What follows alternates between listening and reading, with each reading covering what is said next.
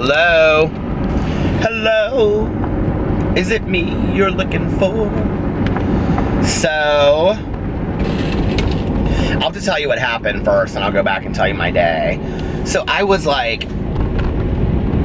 and I hung out with Tanya tonight. Alex came home and he was so tired and he just went right to bed. And so he was in bed watching TV, and then he fell asleep. Then he'd wake up and watch a little bit more of his show, and then he'd fall asleep. And so he was I'm just going to go to bed.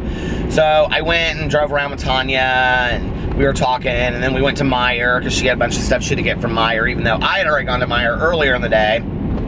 So I went to Meijer twice today. But anyway, I forgot I left my stuff in the car. Do I still have my bag back here of what I bought?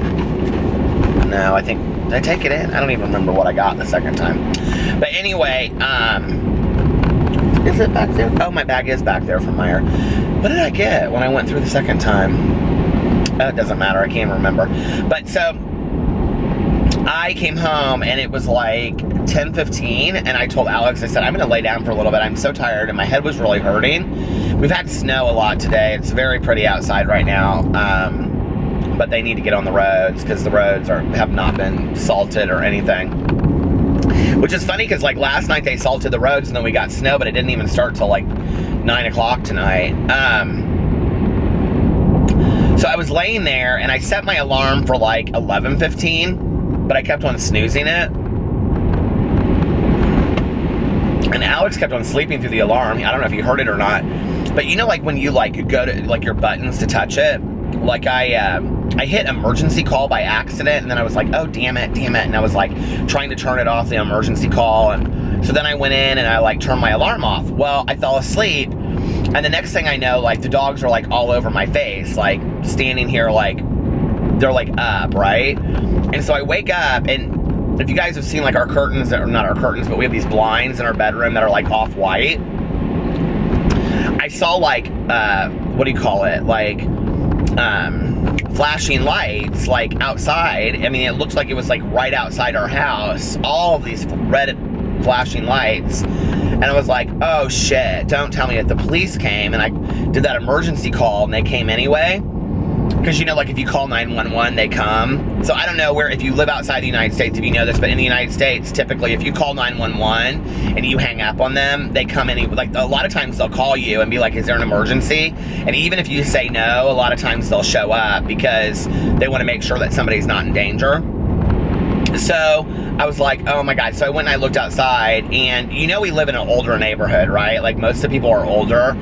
I kind of joke about it a lot, but I don't talk about the fact that we don't even see some of our neighbors. Some of our neighbors just don't really ever come out of their house because they are that much older.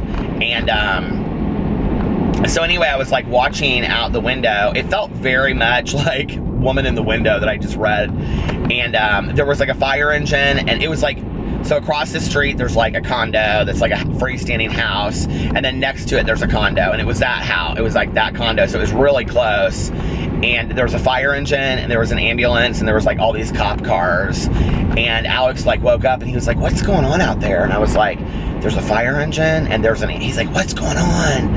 And we're whispering, in the dark. And I said, I don't know what's going on. And then all of a sudden they brought somebody out in a gurney, and all these people are rushing out. And I was oh, Alex, they brought somebody out in a gurney. I said, it's so sad. And he was yeah, that is sad. So he was who is it? Is our neighbors across the street? And I said, no, it's not them. They're younger anyway. I mean, they're younger for the neighborhood. They're probably 60, 65. And he's who is it? And so I was telling him who it was, and he's that's so sad. So anyway, I waited until they all went away, and then I took the dogs outside, and then I went on came out here to vlog. But it's so sad, it's we see that in our neighborhood probably once a month, where they come in there and they take somebody out. And I haven't talked about her on here for a long time, but we used to have this neighbor, Norma. So we share our kitchen wall with our neighbor next door now, Laura, that's been in some of my vlogs, or she was in my vlog once. And anyway, so we become really good friends with her, and she's younger. She's 24. Her dad actually owns the condo, and she lives there. And her grandma lives in our neighbor too. Her grandma's the one that says, the nicest homosexual I've ever met. So anyway, she lives, we share a kitchen, that's the wall we share. And so anyway, she, before her, there was, her aunt lived in there before her. Her aunt was kind of crazy. She would, like, garden at, like, 3 o'clock in the morning and talk to herself. It was very strange. She was nice, but then it depended, like, on what day you got her. Sometimes she could be, like, real bitchy. So, and I was always just like, hey, how are you? And she'd be like, just minding my own business. I'd be like, okay. So anyway, people crack me up. So, but before her dad bought the condo, we had this neighbor named Norma, who I'm sure is since gone now because they bought the condo like 5 years ago. And Norma was 103 at the time, I think. I think she was 103 when she left, and she drove her car till the time that she was 98. Just this little petite old woman, and we did talk to her quite a bit, and she could be sassy as nobody's business, and so she fell in her condo. We never knew, we couldn't hear her or anything, and Laura's grandma, who's kind of the nosy Nelly of the neighborhood, hadn't seen her, and she used to take care of her rose bushes for her. So she, like, finally went in there because she had a key and she had fallen down, and so they rushed Norma to the hospital, and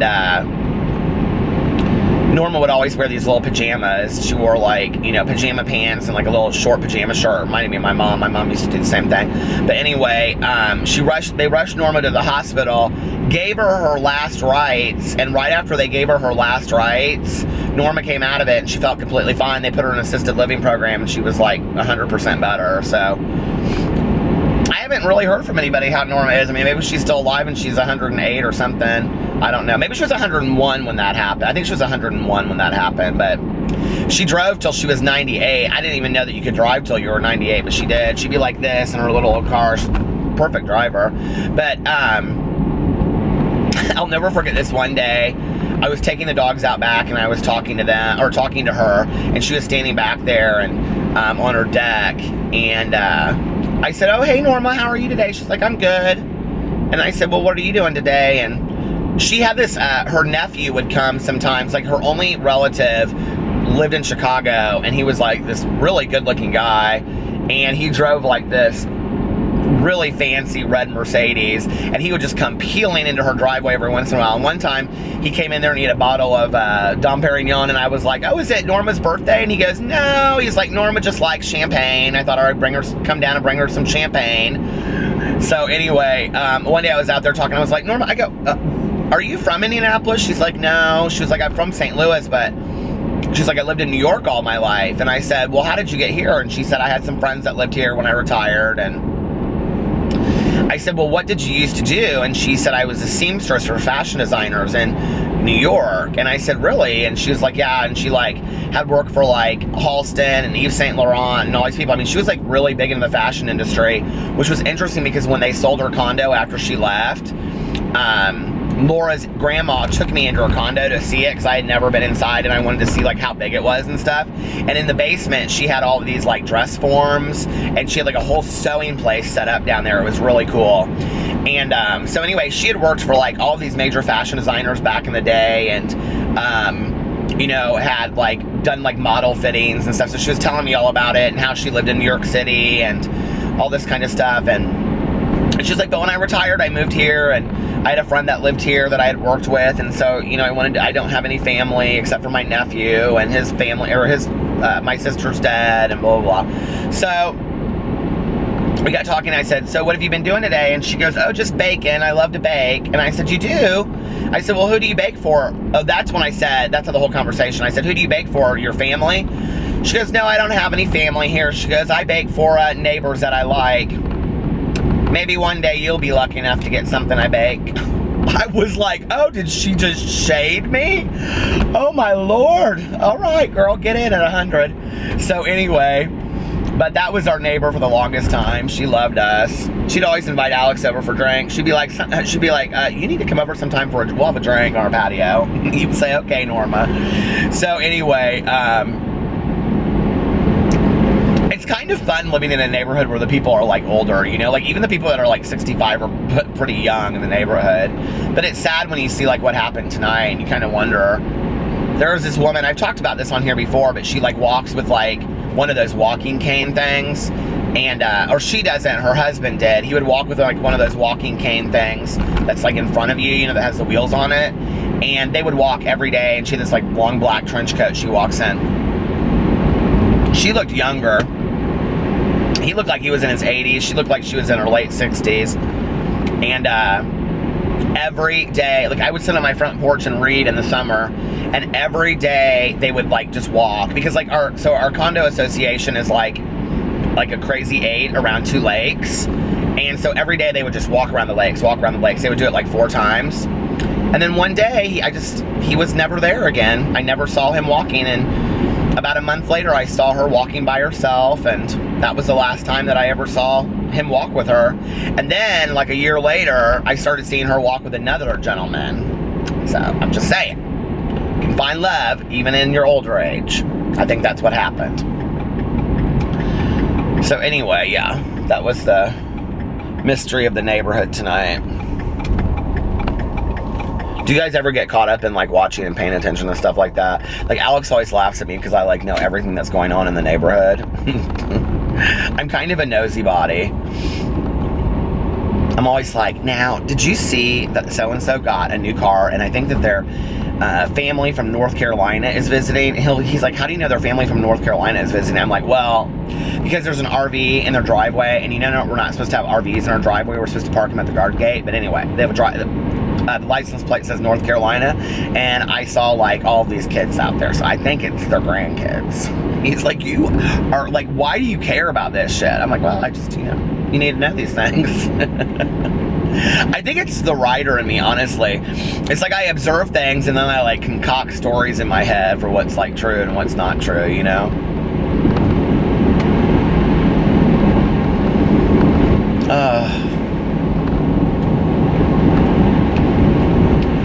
So what did I do today? Peter, what did you do today? I got up and I slept in late. Okay, so I got home last night and I could not fall asleep to save my life. And so I finally got up and I came downstairs, and I had like 2 pieces of pizza left from the other night.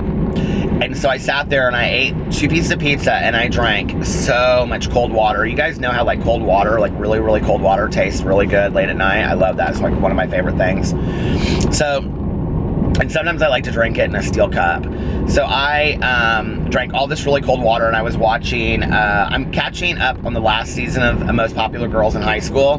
But if you guys watch that show, let me just tell you that something I do not like, that I wish they weren't doing, is that they're doing like this entire new season. I'm not watching it, I'm on the last season, but the new season's in 3D. So it's like when you're watching it, you're like sitting, like standing there, and they're like, it's so weird. I will not be watching that season. I don't know why they did it that way. I mean, to be creative, yeah, I guess, but I don't like it. It makes me nervous to watch, honestly. So anyway, I was watching the Most Popular Girls in High School, and I ate the pizza, and then I went to go lay down, and I was like, I cannot sleep to save my life. My God, what is going on? And Boo Radley like could not get close enough to me last night. He just kept on getting closer and closer and closer. And I like that a lot of nights, but like last night, I just was like, when all the dogs were just like on me, you know, like, if you have a lot of dogs, you'll know what I'm talking about. It's like some nights you love it, and other nights you're just like, oh my God, I needed this, my space. So tonight when I left, plus I was talking to Tanya tonight. She's like, I think sometimes it's good for PP just to like have his own, I was talking to her about when we come to Miami, and when we go to Miami, about boarding him. And she's like, oh, I'm going to keep him in the office anyway, and then if he gets sick, I'll just take him home with me. And she was like, but I don't usually put them all in the same, what do you call it? Like lead or pen together. And I said, you don't? I said, I thought, like, she's like, well, sometimes I did in the past. She's like, because Boo Radley doesn't do real well without pee-pee. She was like, oh, here, they salted all of this up here. See, and it's all melted. There's not one bit of snow on the road. But, she said, you know, sometimes I think PP likes to relax a little bit, and they keep him up a lot. And I said, well, my fear is that I just don't want him running outside for an hour straight and then coming inside and he's like coughing so hard. I said, you know, he goes outside and runs for 5 minutes and comes inside and coughs. And she's like, no, I'll watch him. So, I'm really getting nervous about going out of town. But what am I going to do, you know? I mean, even if we took him to a hotel, we'd have to have him in a crate the whole time, and he wouldn't enjoy that. And then fly him down to Florida, it would just be miserable. So the other thing is, Tanya said, well, depending on his health, maybe at the closer to the end, like closer to, you know, when you guys leave, you know, if it's bad, he can stay with Alex's mom. So there's always that option too. It's so weird because, like, he coughs, like, and he's like, and it scares the hell out of me when he does it. But then, like, today, he was, like, so energetic. Like, I took him outside, and he was, like, running all over the yard, and he came inside, and he didn't start coughing this time when he came inside, but, like, I don't know, and he's being really difficult with his medicine. Like, Alex and I were talking about it, and Alex is like, he was difficult with me about it, too, this morning, because I said, no, last night he was difficult with them because I said, Alex, I said he won't eat it from the peanut butter. He won't eat it from the pill. Those don't buy those pill pocket things. They're junk. They're a waste of money. The dogs don't like them. I don't think they taste good, and I think they can smell the pills straight through them. Every time I have given PP either, you know, his bigger pill or his smaller pill, and I bought the appropriate size for both of them. I bought 2 packages of them. Every time I have bought them for him, he just like eats right around the pill. He will not eat the pill. I don't know how. I mean, the things are designed for that, you know, and he eats around it. But he's been really difficult lately, and I'm like, I do not want to have to open his mouth and shove it down his throat. Like, I don't want to get to that, you know? So the other thing is I need to buy some more bread, because that was easy. We've been out of bread for like a week. So Alex has just been putting peanut butter on a spoon and then hiding the medicine in it, and then PP just licks the peanut butter off the spoon, and then he just eats the pill as he goes, and that's been seeming to work.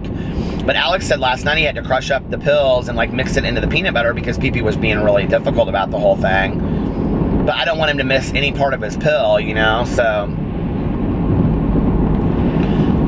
Man, I'll tell you, we are spending so much money right now between vet bills and, you know, dog medicine and, changing all of their food on all 3 of the dogs.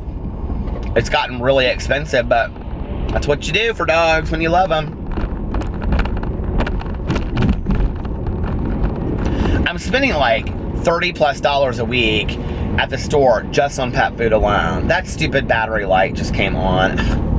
I'm just going to keep talking until it shuts off, so I'll come back after it shuts off. But anyway, so if it just shuts off in the middle of what I'm saying, I'm not going to turn it off anymore. I'm just going to let it go turn off itself. But yeah, like I've been spending so much money on pet food, but that Crave canned food, they really, really like. And then I bought that new food. I don't remember what it's called, that hard food, that dry food, and they really, really like that a lot. They eat it right up. And Tucker, because his teeth are so good, we have him on like a 1/4 wet food and 3/4 dry food. And he really likes it. Plus the other thing is, if you feed a dog wet food, you'll know their poop is runny sometimes. This, which is like, if they ever poop in the house, which our dogs do sometimes, it's really, really messy. And it's hard to clean up, which is why I want to get the pet stain remover and all that kind of stuff. But anyway, this food that we got them, like, their poop is not runny at all. So, like, and I almost think it's healthier for them. I don't know, it just, like, they seem to really, really like it. They eat it up really quick. Even Boo Radley eats all of his food. So that little boy is so lucky because he is getting so much food right now because we're trying to fatten him up. He gets like the most food of everybody. But I love those dogs so much. And so anyway, I got up today and I did all that. And then, what else did I do today? I didn't have anything to do today. So I went and I got a coffee. And I just sat and I was screwing around answering like emails on my computer. I'm so behind on emails, so I was answering emails and doing some. It just stopped. So I'll be back in a second. Okay, I'm back. I was listening to my book, Lily and the Octopus. It's so sad. I mean, it's like really the whole book is not sad, but like since I know it's about this sick dog that this guy is like really not willing to acknowledge is sick, it's very sad. But anyway, so yeah, that was my day. And then Alex went out to dinner with his friend that he works for.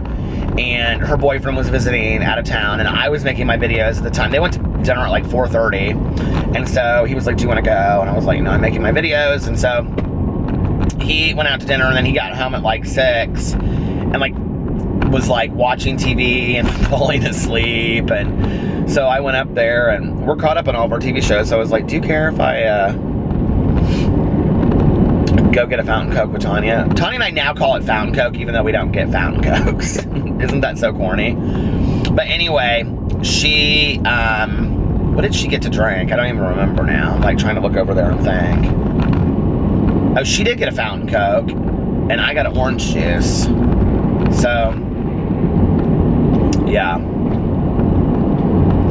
I've been like, the last 24 hours, I've been like watching all different kinds of new like YouTubers. Like, I like watch a video and then like look at the recommended, and then like watch a video and then look at the recommended, and I'm kind of just like trying to find some new people that I might like. And it's really interesting because I feel like a lot of YouTubers, especially, you know, like, let's say if they're under 30, kind of fall into this category where they, like, you can tell that they really want to have a YouTube channel, but they don't really know why. And so they fall into this category of, like, doing videos that they think will do well, or doing videos that, like, everybody else has done, not because they think, like, it's a good video. I actually found this video that I'm going to do with Tanya. I asked her tonight if she would do it, and it's called The Dirty Have You Ever? And it's not really dirty stuff. It's like, have you ever stolen anything from a store and stuff like that. But I thought it would be hilarious if Tanya and I did it together. It would be a good video for Alex and I too, but like, I think it would be cute if Tanya and I did it, because I think she would have funny answers. So, but I found that video, and I found some other videos that I liked, but I just feel like there's not a lot of, like, I'm not finding tons of creativity anymore, and I think that's why I so love vloggers, where you just kind of get, like, used to watching their, like, day, and, you know what I mean, like, seeing what they do every day and stuff like that, and I really enjoy that, you know, wondering what's going to happen to them. And, you know, my vlog is very different, because I just get on here and I talk for a very long time. It's almost like a podcast, but, like yesterday I showed the Super Bowl party, and I try to show stuff that I do, but, like, when I used to watch Will and RJ at Shep689, who are really, like, a big part of why I started YouTube, because I loved their channel, and, you know, they would, like, share the camera back and forth and film parts of their day. And so, like, I felt like I was living their life with them, if that makes sense. And it was intriguing, you know, even the most boring shit, like, they would go to Chipotle, like, every day for dinner. But, like, if they didn't go to Chipotle, like, I was invested in them not going to Chipotle, you know what I mean? And there's other vloggers like that I watch, and if you guys have never checked out the Shenanigans, John, who is the dad, they're family vloggers. I really, really like them. They're so nice. He is hands down one of the nicest guys I've ever met. People say we look a little bit alike, but he's 10 times better looking than I am. I always joke with him. He comes into my live streams and he'll be like, hey, how are you? And I'm like, I'm good. And I'm like, we're just talking about you. And he'll be like, what were you talking about? And I'll say, we were talking about when you're coming out videos. I always tease him.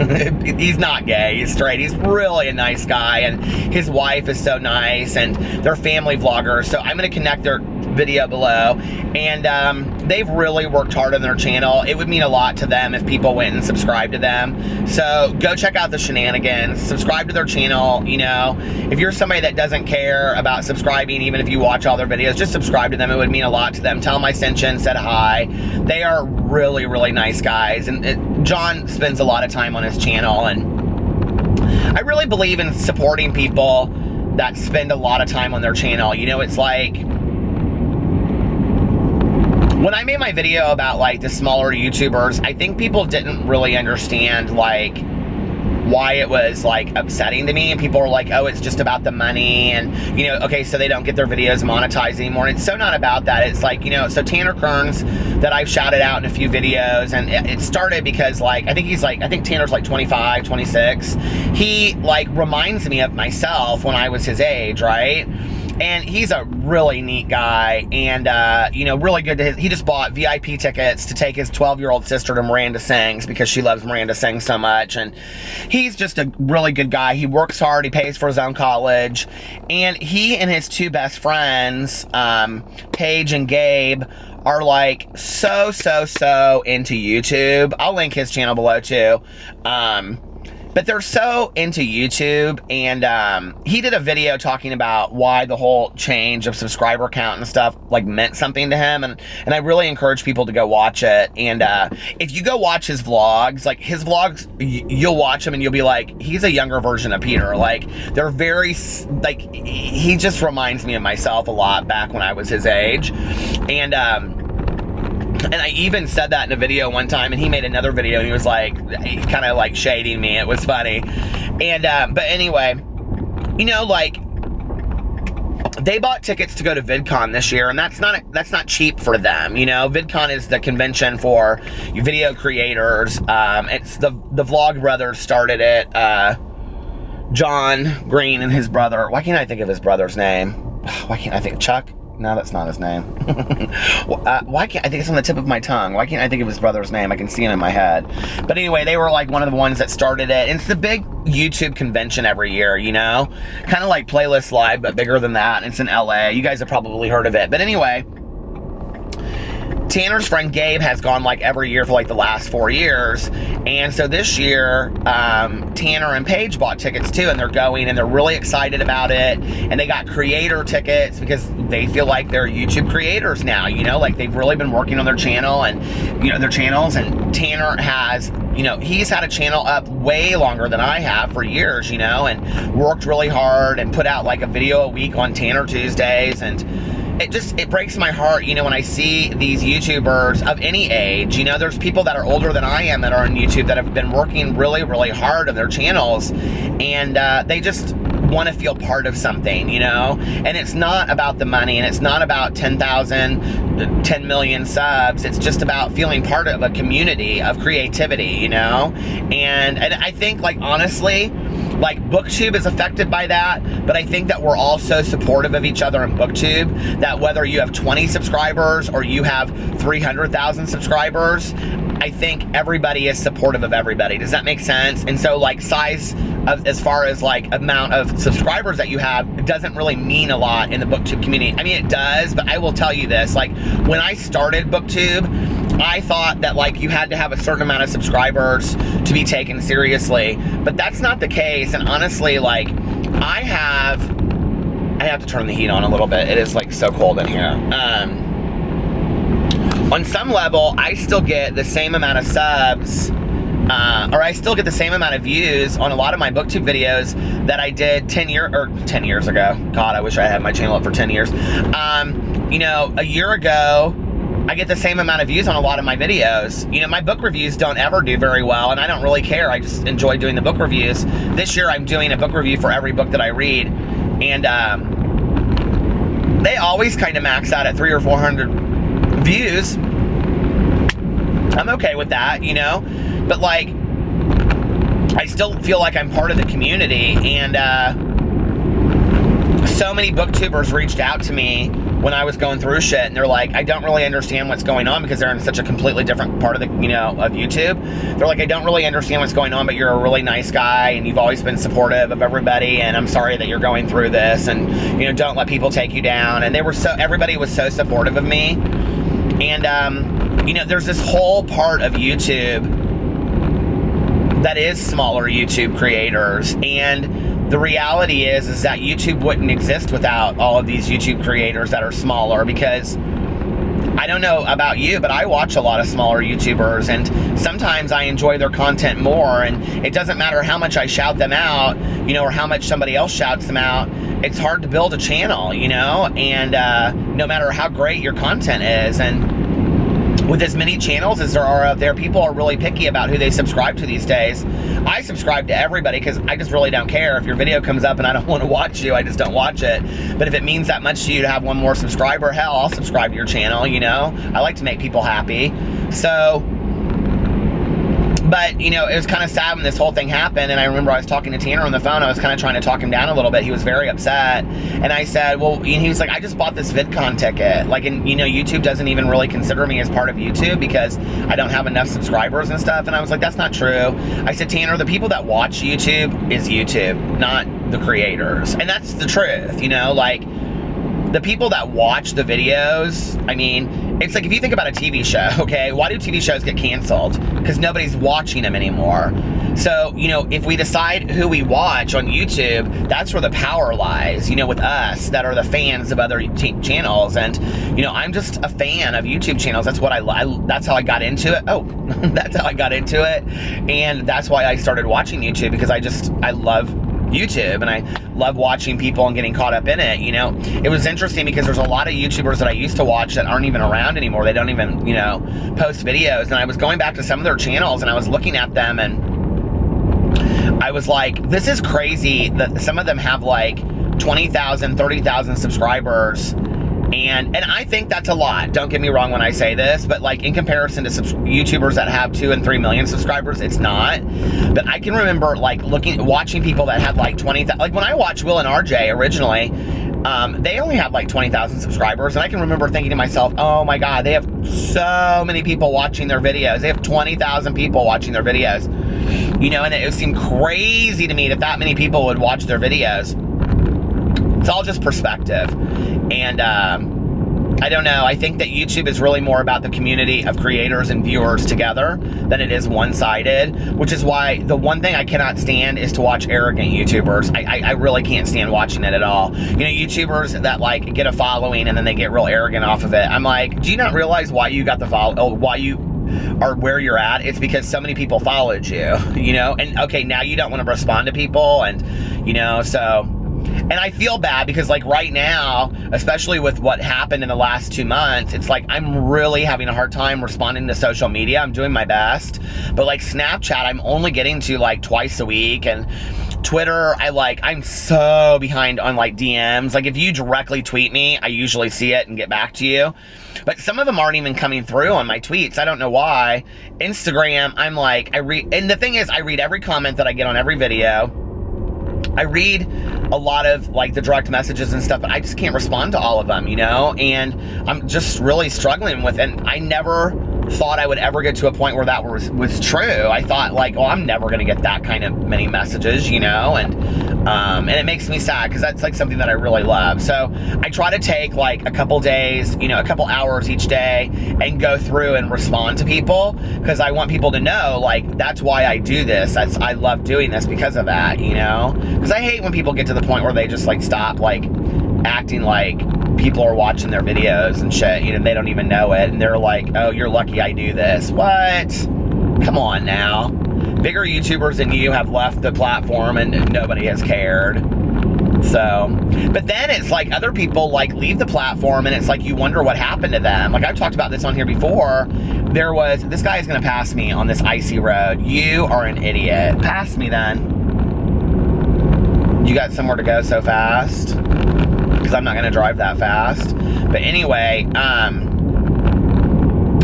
I don't remember what this was. There was a gay men's collab channel that I used to watch. The guy that does those music videos that's like balding, he's like young. He's not like younger, he's like 35, but like he's on there. His name is Ryan something. I don't know if he still makes videos even. And then I can't remember who else was on there, but anyway, maybe Vinny from V Squared, and then Brian and Daniel. Okay, so Miles J I think was on there. So anyway, Brian and Daniel, like I got obsessed with their channel, right? Like I don't even know why. Like I loved them as a couple. Do you guys ever just watch couples and you love them as a couple because they're so real? Like they would fight, you know. Like I hate, honestly, one of the things I cannot stand is I don't watch a lot of like heterosexual couple vloggers. I just don't. Because I don't know why, but I'm a gay man and I like to watch gay couples, so it's relatable for me. One of the things I cannot stand is when I watch gay couples on videos and they're like, hi, oh my God, I'm sorry. They're like so happy. I'm like, okay, that is so cupcakey. I could not even watch that for like 5 minutes. I just like, Do you talk like that in real life? Like, could you please, like, and I'm not saying anything about their voice. I'm talking about their over-exuberance of happiness. Nobody is that happy all the time. I like to watch real people. That's what I loved about Will and RJ, was that they were so real. You know, like if arguing, they would show they're arguing or whatever. Well, Brian and Daniel were the same way, you know? I mean, I don't want to see couples that I like arguing, but I want to see them being real. And if they're disagreeing about something that they're buying at the grocery store, then I want to see that. And then I want to see their good times, and I want to see the reflection of both, because that's a real relationship, okay? No real relationship is at a 10 all the time. It just isn't. And then, oh my God, when I go and I watch those channels, and then underneath there, the comment section's like, couple goals. I'm like, could you just once show us disagreement between the two of you? Like, seriously? Because what you're doing is setting everybody up to think that that's what a real relationship is like. Okay, I think we all know that that's not what a real relationship is like. That we all get pissed because somebody leaves the top off the toothpaste, and it's really hard to figure out where you're going to go for dinner, and you fight over it and go, no, you pick, no, you pick, no, you pick. I picked last time. I know, you picked last time, but I don't really care, and I worked all day. Okay, I'll pick. Let's go to Pizza Hut. I don't want to go to Pizza Hut. Let's go to Olive Garden. I don't want to go to Olive Garden. Let's go to Cheesecake Factory. Cheesecake Factory is too expensive. I mean, you know what I mean? Like, come on. Can we just show the reality of what relationships are really like? I mean, that's why we all like reality television, right? So you're not going to see bullshit on my channels. People can say what they want to say. You know, I'm in a great marriage, but you're not going to see no bullshit on my channel, period. So I have a really hard time when I watch those channels. Well, Daniel and Brian, I guess the fighting was so real because they ended up breaking up, but I didn't know that forever. Like, you know, one second they're making videos and they're in a bathtub coloring each other's hair, and the next thing I know, like, they haven't posted a video in 6 months, and I'm like, whatever happened to Daniel and Brian? And I even said something about it on a vlog one night, like a year ago, and somebody said, oh, they broke up, and Brian moved away, or Daniel moved away, and Brian still lives in Nova Scotia or something, and he is on Twitter, and I like looked him up and found him on Twitter, and I was like, oh my God, he is on Twitter. He has real long hair now, and I don't know, it was just like weird to me. It was like I was so attached to them, you know? And like Johnny Boy XO is another one. Like, I watched her forever, and she's not for everybody, I will say. She has a foul mouth on her, but that was kind of what I appreciated, and she was funny, and she just one day just disappeared. And it's so interesting to me when YouTubers just disappear. Like, have you guys ever watched a YouTuber that just one day just like disappears? I'll tell you who's really interesting talking to you about this is Trisha Paytas, because you know, Trisha Paytas has been around for 11 years, and Trisha is an uber fan of YouTube. Like, she loves YouTube, and she watches so many channels. I mean, I don't even think she acknowledges 80% of the channels that she watches, but she knows a lot of what's going on YouTube. And when we've talked in the past, she'll say like, oh my God, well, there was this channel and they had like, you know, 500,000 subscribers, and one day they just stopped making videos. I don't even know where they're at anymore, or these people this or that people or whatever, you know? There's so many people like that like just stop making videos completely. Who was I looking at the other day? Tyler Oakley had done a video back in the day with those twins that were from England, those like the Jack and something. Their names were Jack's Gap, and they were twins. Anyway, they haven't put out a video in like 6 months, and they had like a really big video, a really big channel. And I went to the channel and I saw, and like he had like, there was a description on there somewhere on his Twitter or something about how he was moving to New York. One of them was moving to New York and wasn't going to do videos anymore and was pursuing, and I thought, I don't know, like, when you live in the YouTube world and you see, like, what a blessing it is that people watch your videos, it's so crazy to me that people would just walk away from that. You know what I mean? Like, it's so hard to get people to watch your videos anyway sometimes, that just to walk away from that, I mean, I feel like it's such a blessing that you guys even want to watch my videos. Like, it means the world to me. So then, for people just to give that away and just walk away from it, I don't get it. Like, I don't understand it at all, you know? But I think it's also a generational thing. I think, like, when you're younger, like, social media is such, like, a phenomenon, you know, that you can really be, like, put out some crazy video. And I was talking to my friend earlier about Amelia Farks. I made a video about her today, and I said, you know, she's been around for a long time, like several years. And we were talking about how, like, she just recently blew up. And I said, that can happen with anybody. I said, it can be like Hannah Hart, who puts out their first video and just, like, boom, out of the gate, they're, like, really big with, like, My Drunk Kitchen, you know? But then there are other people that blow up because they're good looking, or they're cute, or they have a nice body, and they're younger, and people, like, watch them, and they're like, I mean, I think Tana Mojo is very much like that, you know? And, I don't personally find Tana Mojo super attractive, but I can understand how younger girls would find, and younger guys would find, her lifestyle and all that attractive. It's kind of very much like rebel, you know, and you know, she's just that look that kids like, and I think it's real relatable to them. And so she's out there and she's doing her thing. I don't think she's unattractive. I don't want to say that. I mean, I think she's a pretty girl. I just, like, that look is not anything that, like, that's not, I don't know, I'm a little bit more like, if I was straight, I would date somebody probably a little bit more hippie, beatnik-ish, a little bit, probably. I don't know why I think that, but I probably would. I also definitely like brunettes. But, you know, I think, like, part of her appeal is that she's younger, and, you know, like, you know, she's always posting, like, all these booty shots and stuff like that, and I mean, I guess that works for her. Those guys seem to like it. Girls seem to like it. They're like, oh, mom. They call her mom. I think that's so weird. I don't get that. That mom thing, I don't get. Or when they call somebody, like, really young dad, like, I don't get that. But whatever. It's hard to make it, like, you know, on the YouTube platform and, like, have anybody even want to watch your videos. It really, really is. And, you know, it's, like, kind of a mixture of, like, consistency and, you know, having people shout you out and help you, and collabs. I mean, I've never done a collab. I'd love to do a collab with some people out there. I don't know who I'd do them with, though. But, I think it just would be fun to do them. I just like everything about YouTube. It's so pretty out tonight. I was telling Alex the other night, he was like, you're crazy, because he hates the snow in the winter. But he didn't grow up in it either, you know? And I said, I think if we moved to Florida, I'll, like, miss this the most. Like, these, like, very silent, still nights of snow. And Indiana very much looks like those Courier and Ives pictures when it's, like, winter outside, you know? He's like, you're crazy. I was like, I know, but it's, like, it's pretty to me. I mean, really, it's 2 months. April and May are great months in Indiana. You know, they're 70 to 80 degree weather. Indiana summers are extremely hot, but they're like dry heat, you know, so they're not bad. What is going on here?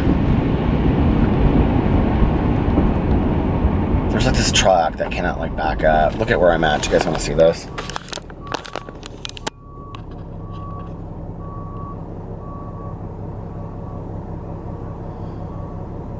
I don't think you can get around.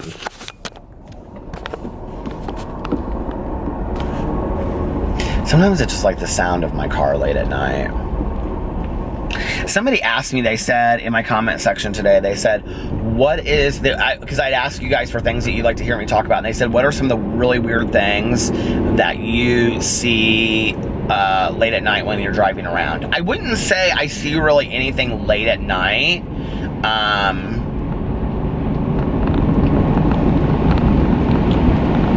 Because I drive so far out in the country, I will tell you one of the things I think is weird is that, like, I'll see, like, pitch black houses that are, like, out in the middle of nowhere, and then at the end of the driveway, like, they'll have a long driveway, and then you'll see, like, a car or something, like, kind of parked down a little bit, and you're like, what's going on there? Like, are they, like, going inside there and getting those people or something? It just feels sketchy.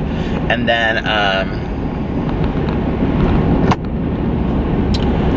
the other thing is, I see all kinds of animals, you know, fox, coyote, reindeer, not reindeer, Rudolph the Red-Nosed Reindeer, deer, rabbits, lots of rabbits, squirrels, opossums.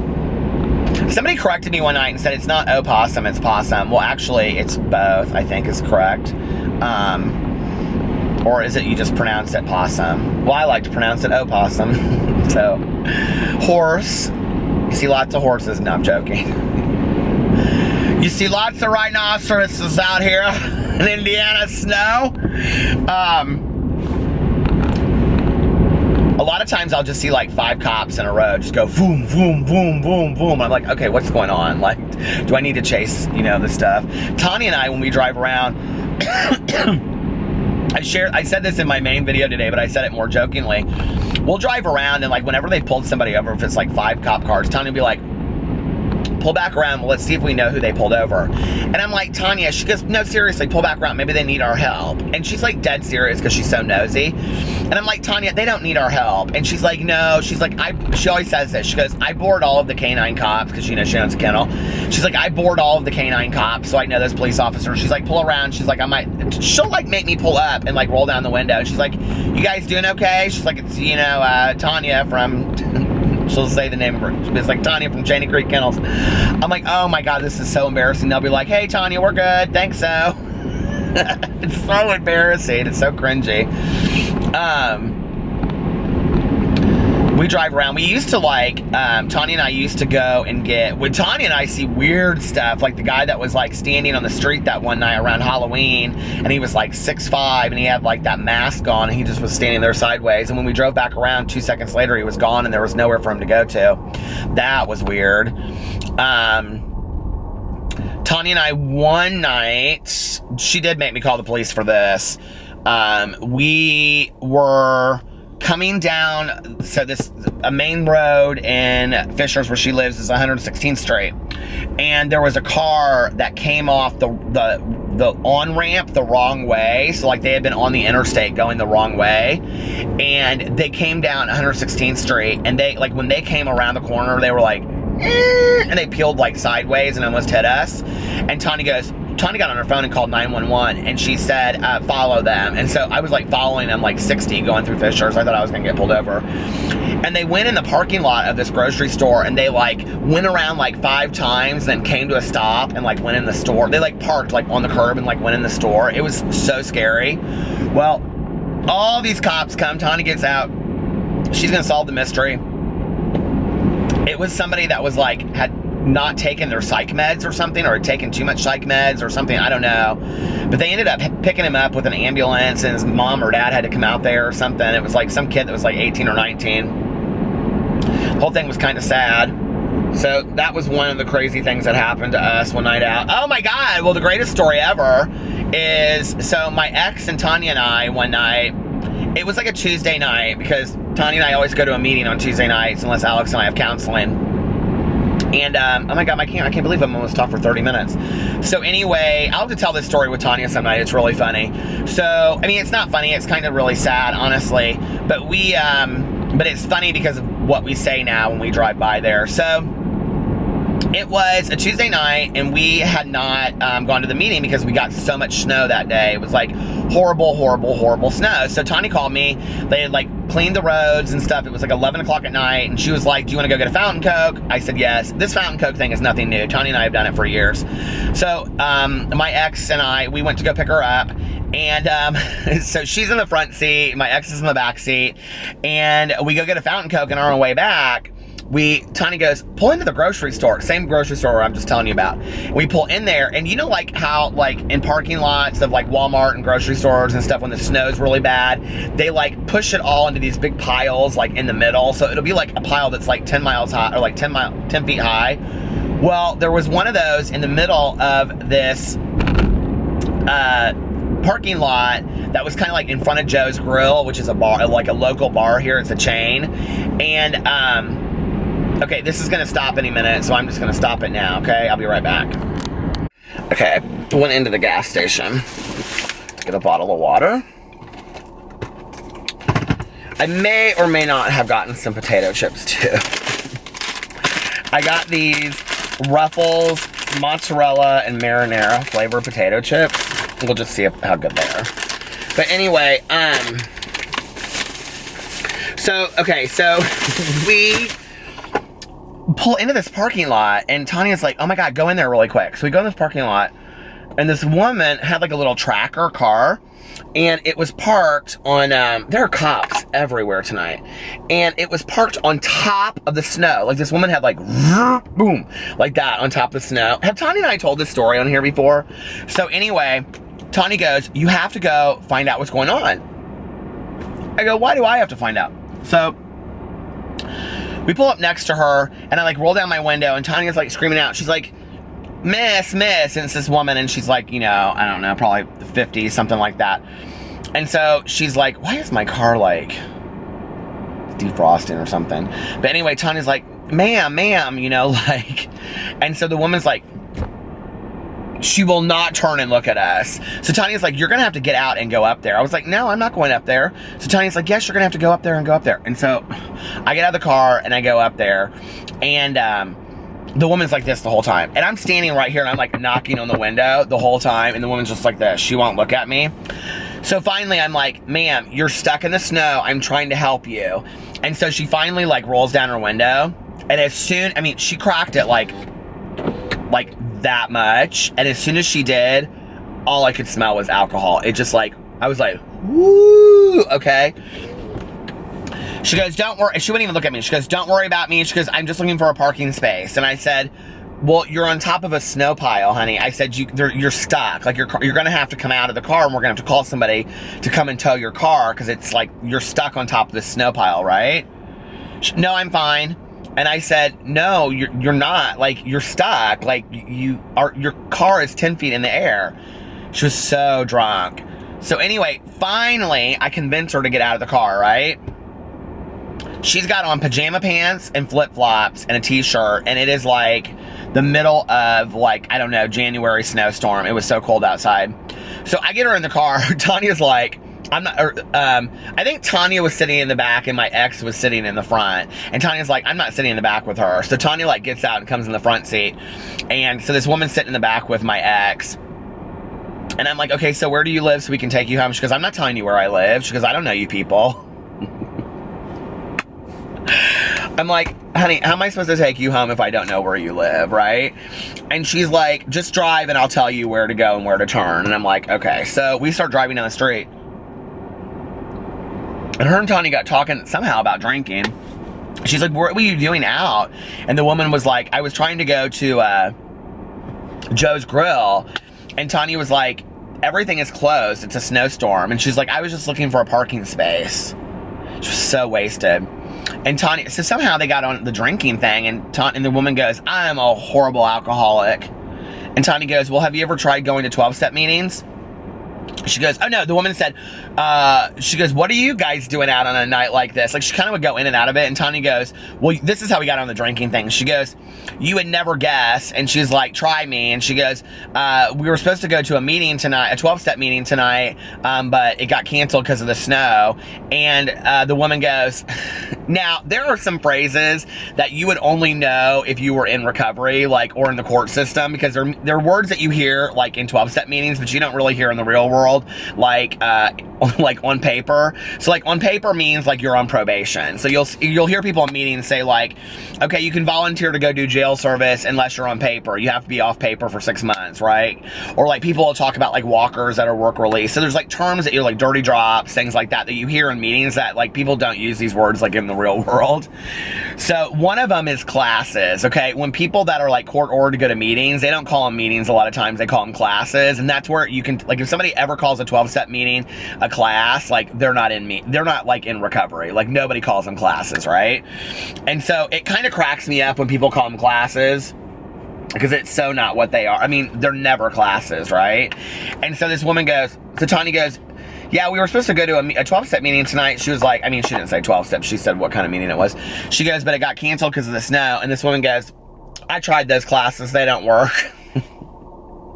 Tanya, she did not miss a beat. She goes, did you get a sponsor? Did you work steps? Did you do a 4-step? I was like, Tanya, okay, this woman is drunk right now. So finally we get her to her house where she tells us to go. And Tanya's like, well, I'm not going inside of her house. And the woman, like, so she, like, my ex, like, walked her inside, and like, she got inside her house, and Tanya was like, leave her a note so she knows where her car is. Like, write a note to her and say, like, you know, we helped you home last night. Here's our phone number. Here's where your car is so you can get it out, you know, all this kind of stuff. So we do. And he said that he went inside and it was really sad. There was like this dog, and it, like, the dog looked scared when he walked inside, and there were like wine bottles everywhere, and there was like broken glass on the floor and stuff like that. So anyway, as soon as we pulled in, the neighbor across the street, like, their garage door went up, and they came out and were like seeing what was going on. And Tanya was like, just wanted to let you know what we had done. Like, she got her car stuck, and the guy was like, yeah, she has lots of problems. And it was really sad. And so he was like, well, did you guys bring her home?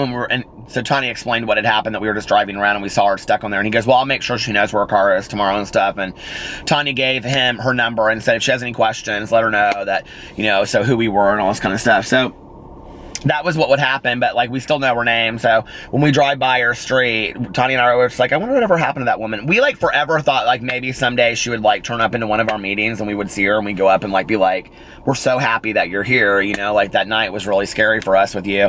I mean, she could have tried, I mean, she could have ended up dead, or, you know, like, somebody could have come and gotten her or something. I mean, so many bad things could have happened to her. But whenever we drive by her street, we're always like, hey! So those are the adventures that Tanya and I have late at night. Fun, right? All right. We'll have to tell we'll have to do a whole video where Tanya and I just drive around and we talk about all the stories and the things that we've seen, because we've seen a lot. We've seen a lot of craziness when we're driving around late at night. But anyway, all right, I'm going to get off here and listen to my audiobook. I have like an hour and a half left of it. I'm only going to listen to a little bit of it, go home and go to bed. And I will talk to you guys tomorrow. If there are other things you want to hear about, other stories, leave it in the comment section below. I love you guys. Bye.